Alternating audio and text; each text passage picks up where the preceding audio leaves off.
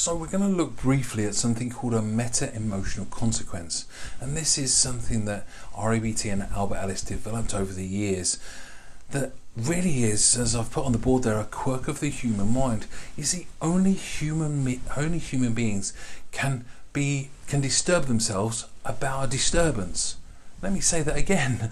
Only human beings and only the human mind can disturb themselves about a disturbance. So we get multi-level disturbances, and that's what a meta-emotional consequence is. It is when we do something or feel a certain way, and then we feel a certain way about feeling a certain way. Let me tell you Jean's story to give you an example. Now, the names have been changed to protect the innocent, as always. Jean was a lady who came to me, and Jean's problem when she came to me was she felt depressed. She couldn't understand why she was depressed, but life was terrible, life was horrible, nothing seemed to go right for her. And as we dived in to Jean's theory on depression, what I found was that Jean had a belief that she should or must, in her case, that everybody around her must treat Jean the way she believed they should treat them. She believed that everybody should treat her with fairness and with kindness because that's how she treated other people. The only trouble is, one day her and a couple of her friends were out having a cup of coffee, and they said some pretty horrible things to her, or what she perceived were horrible things to her. And she didn't like that. This fired off her irrational belief that everybody must treat her nicely, particularly her close friends. I mean, come on, these are my friends, they shouldn't treat me horribly. So rather than sitting back and considering what they said, looking at it from their perspective, trying to understand what they were saying and why they were saying it, and if they had a positive spin to it that she could develop, she could grow from, Jean's irrational belief fired off. And the consequence was that she absolutely lost her rag at them. Live in the coffee shop, in front of the whole coffee shop, Jean blew up. She went bonkers. She went nuts. She called them names. She swore at them. She was horrible to them. Everything that she thought she wouldn't treat anybody like, she was. And after a day or so of calming down, Jean suddenly realised just how horrible she had been. And she no longer had these friends, or she felt she couldn't go anywhere near them because, apart from anything else, she was embarrassed about how she had been in front of all those people. She was embarrassed, she was saddened, she was upset that she treated people like this, even despite the fact that she believed she treated people with kindness and they should treat her the same. She was just completely overwhelmed with how she had reacted to these friends and thought she had lost these friends forever and she would never see them again.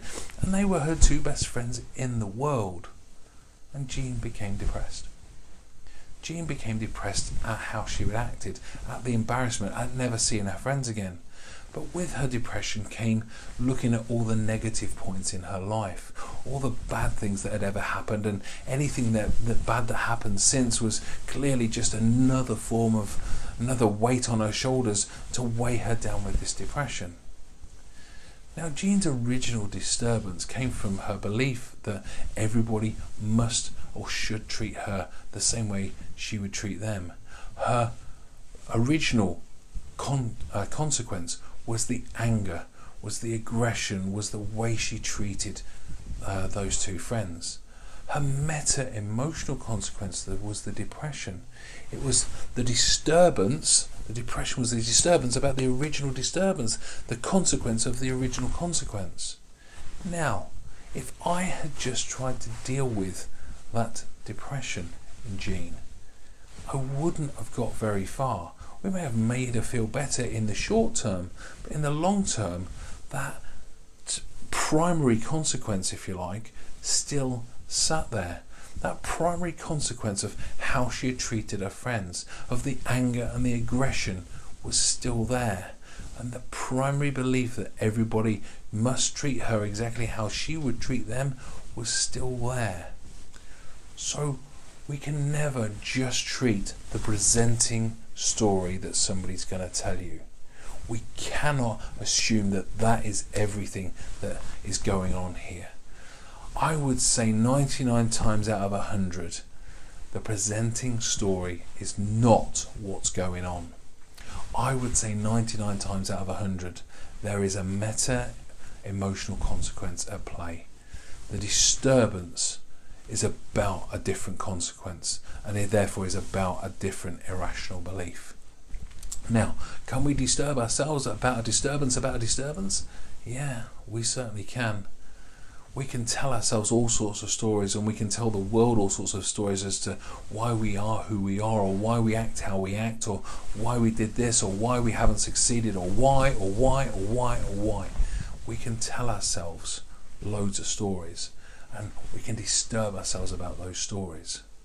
So when you're working with somebody, just remember that the presenting consequence they come to you with, the presenting issue, the presenting problem, the presenting emotion, the presenting behaviour, the presenting thought pattern is probably a 99% probability not what the primary consequence, the primary disturbance is about. Now, don't worry at this point, I'm going to give you, as we go through the course, a shed load of tools, questioning tools, language tools, about working your way through stories with clients and getting to the heart of it, getting to that primary consequence and that primary belief. So we're going to cover that. I just thought it was really important at this point, while we're talking about consequences, to understand that people will have various levels of consequence going on. And I think Jean's story, not her real name obviously, but I think Jean's story really fits that nicely. By the way, when I worked with Jean and I worked with her, and we found that original consequence, that she was so embarrassed, so ashamed of how she had acted, and then we worked on the irrational belief of everybody must and should treat her like she treats them, and she realised the truth behind it is that not everybody is that way, not everybody treats everybody the same.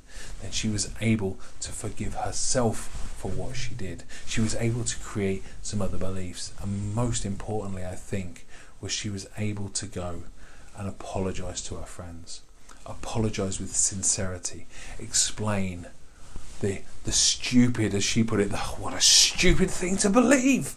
That's pretty much how she put it. She was able to explain that to her friends and apologise, and they were able to forgive her, and they now go out to coffee, albeit in a different coffee shop. And she can't quite bring herself to go back there. So it was important for me to share with you the stories, the meta-emotional consequences, the different levels of consequences that people will come to you with, so you can be prepared and be accepting of it, and then work through into finding the original consequence. And we'll cover that when we go into beliefs and we go into disputing. We will cover how we're going to do that. Okay, I'll see you in the next clip. We're going to talk about unhealthy and healthy negative emotions. I'll see you there. Bye for now.